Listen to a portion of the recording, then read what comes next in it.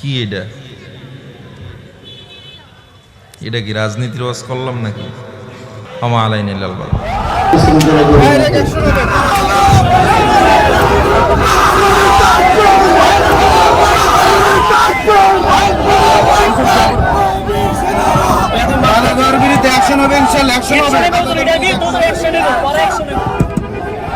হাতে রশি লাগায়া, হ্যান্ডকাপ লাগায়া আমাদের ওলামায়ে কেরামদেরকে 3 বছর, 3.5 বছর, 4 বছর, আর আল্লামা সাইদি সহ ওলামায়ে কেরামকে 10-12 বছর কারা নির্যাতন করেছে, কারা নির্যাতিত করেছে।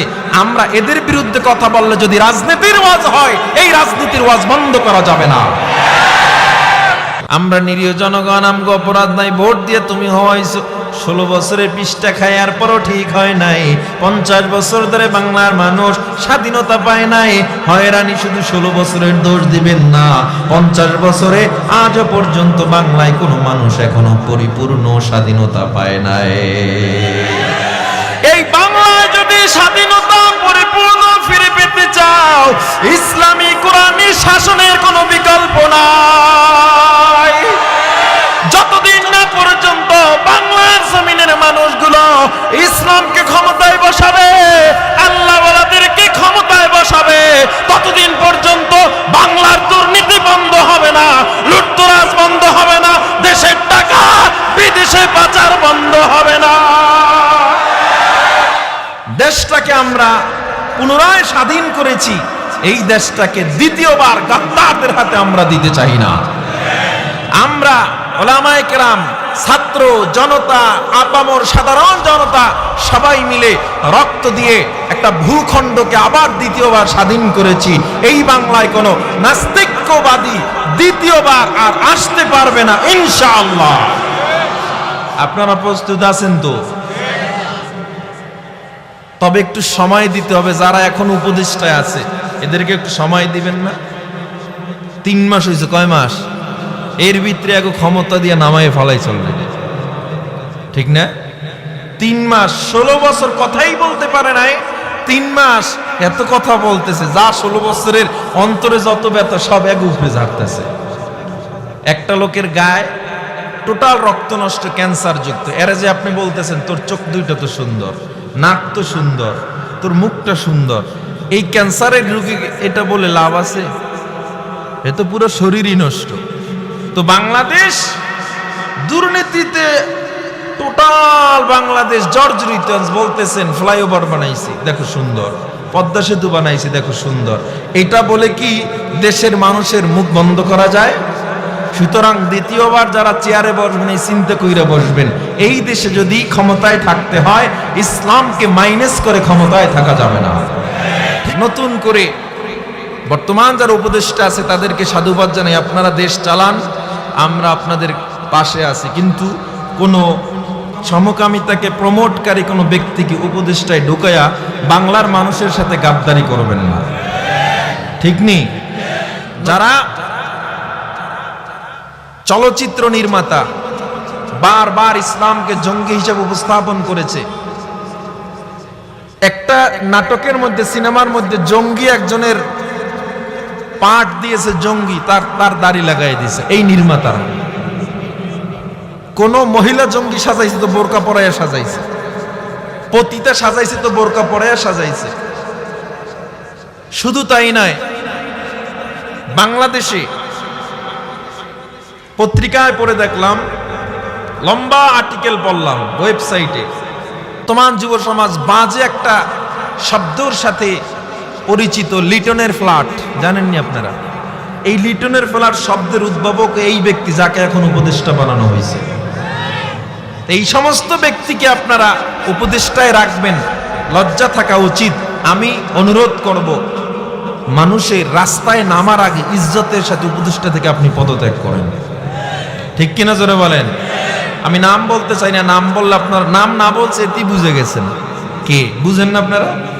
আচ্ছা, এখানে যারা আছেন এই ময়দানে তো হাজার হাজার মানুষ, এই ব্যক্তিকে আল্লাহর কসম করে বলি, অন্তর দিয়ে বলবেন, মিডিয়া যারা আছেন এই মানুষের হাতগুলো নিবেন, যারা মিডিয়া আছেন, এই ব্যক্তিকে আপনারা কারা কারা চান না উপদেষ্টা পরিষদে তারা একটু হাত উঠান। এই মিডিয়ার যারা আছেন একটু ঘুরান তো, দেখেন তো একটা মানুষও তার পক্ষে আছে কিনা। দেখেন তো মিডিয়ার যারা আছেন ঘুরান, একটা মানুষের পক্ষে আছে কিনা দেখেন তো। আসেনি? দেখেন তো কে হাত উঠায় নেয়। আমি যে হাত উঠায় নেয় তাকেও আমি কিচ্ছু বলবো না। দেখেন তো একটা মানুষ আছে নাকি? তাহলে এখানে এই বিবারিয়ার এত বড় ইসলামী মহাসম্মেলন, হাত নামান, এত বড় মহাসম্মেলনে একটা মানুষও তার পক্ষে নাই। পুরো বাংলাদেশকে যদি এই মুহূর্তে হাত উঠাইতে বলা হয়, আমার মনে হয় পুরো বাংলাদেশ হাত উঠাইয়া বলবে আমরা কোনো সমকামিতাকে প্রমোটকারী ব্যক্তিকে উপদেষ্টায় চাই না। ঠিক কিনা জোরে বলেন? দেশটা নয়তো কারো বাপের ভিটা, করবে মন চাহিলেই যখন যেটা। দেশটা নয়তো কারো বাপের ভিটা, করবে মন চাহিলেই যখন যেটা। দেশটা লক্ষ মায়ের ইজ্জতেরই দামে কেনা, মাটিতে মিশে আছে লাখ শহীদের রক্ত কণা। দেশটা লক্ষ মায়ের ইজ্জতেরই দামে কেনা, মাটিতে মিশে আছে লাখ শহীদের রক্ত কণা। শহীদের রক্তের দামে কেনা মোদের সোনার ভিটা, শহীদের রক্তের দামে কেনা মোদের সোনার ভিটা। তবে কেন অভ্যাস হলো বিদেশিদের চরণ চাটা। দেশটা নয়তো কারো বাপের ভিটা, করবে মন চাহিলেই যখন যেটা। মোরা চাই দেশের ভিতর নেতা নয় যে নীতির বদল, তবেই বনবে দেশের ঘরে ঘরে সুখের ফসল। এসো তাই ঘুরে ফেলি নাস্তিকতার দেয়াল ঘেরা, এসো তাই ঘুরে ফেলি নাস্তিকতার দেয়াল ঘেরা। হবে না শান্তি দেশে কোরআনেরই শাসন ছাড়া, হবে না শান্তি দেশে ইসলামেরই শাসন ছাড়া। দেশটা নয়তো কারো বাপের ভিটা, করবে মন চাহিলেই যখন যেটা। দেশটা নয়তো কারো বাপের ভিটা, করবে মন চাহিলেই যখন যেটা। এদেশ আমার, আমরা দেশকে সাজাবো। যারা উপদেষ্টা পরিষদে আছেন, আমরা আপনাদের পাশে আছি ততক্ষণ, ইসলামের পথে আপনারা আছেন যতক্ষণ। মুসলমানের অন্তরে আঘাত দিয়ে আপনার উপদেষ্টা পরিষদে এমন কাউকে বসাবেন না যারা আমাদের হাজার হাজার মা বোনদের, হাজার হাজার ভাইদের রক্তের বিনিময় আমাদেরকে একটা স্বাধীন ভূখণ্ড দিয়েছে, তাদের রক্তের সাথে গাদ্দারি করবেন না।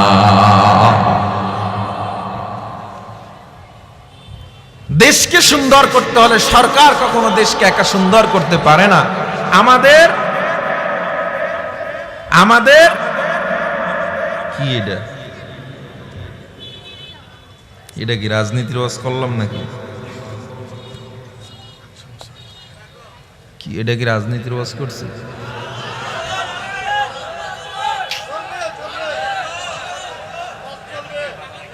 হ্যাঁ,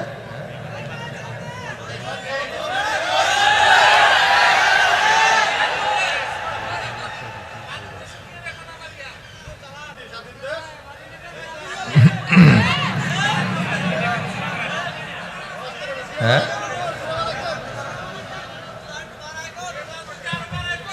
না না, রাজনীতি বাড়ায় না। আমি কথা বলছি জনগণের পক্ষে। ওয়াজ মাহফিল জনগণের জন্য, ঠিক নেই? কথা বলে না।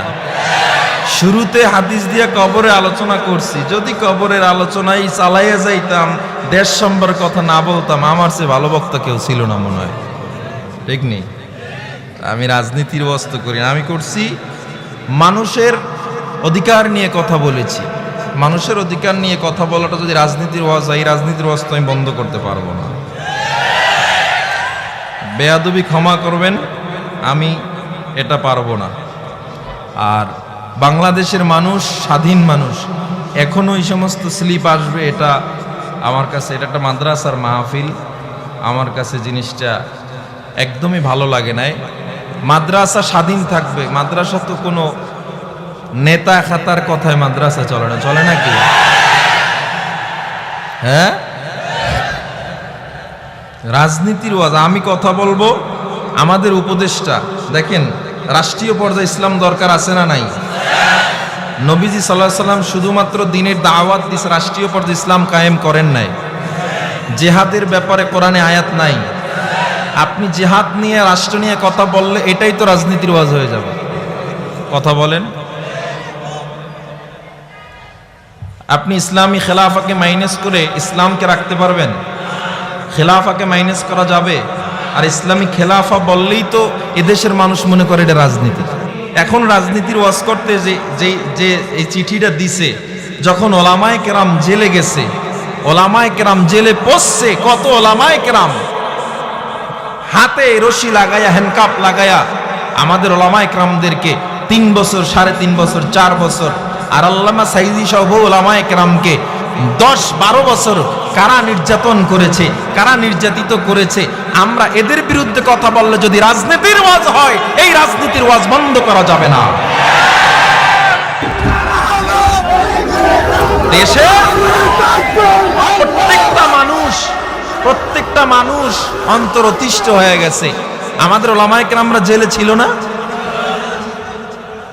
তো এদের নিয়ে কথা বললে রাজনীতির ওয়াজ হয়ে যাবে।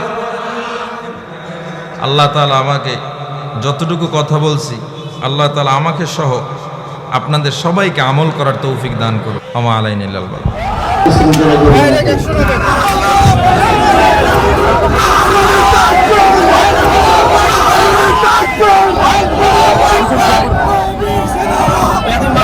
বিরুদ্ধে অ্যাকশন হবে ইনশাআল্লাহ, অ্যাকশন হবে।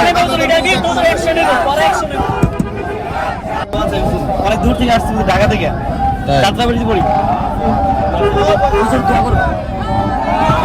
বালাগড় বিরুদ্ধে অ্যাকশন হবে ইনশাআল্লাহ, অ্যাকশন হবে।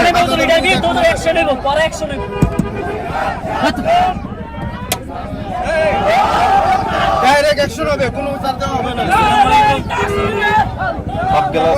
ঢাকা থেকে আসছিলাম হুজুর, দোয়া করে আমি বড় কষ্ট দিলাম।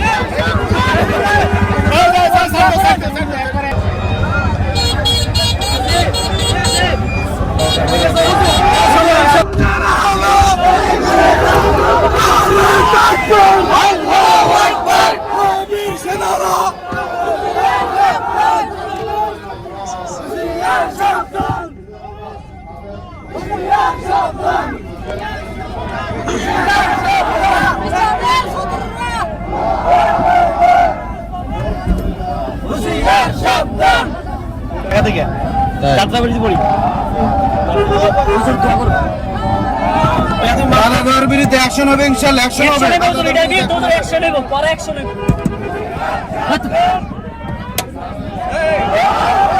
ডাইরেক্ট অ্যাকশন হবে, কোনো উচার দেওয়া হবে না। ঢাকা থেকে আসছিলাম হুজুর, দোয়া করে আমি ঢাকা থেকে কষ্ট দিলাম।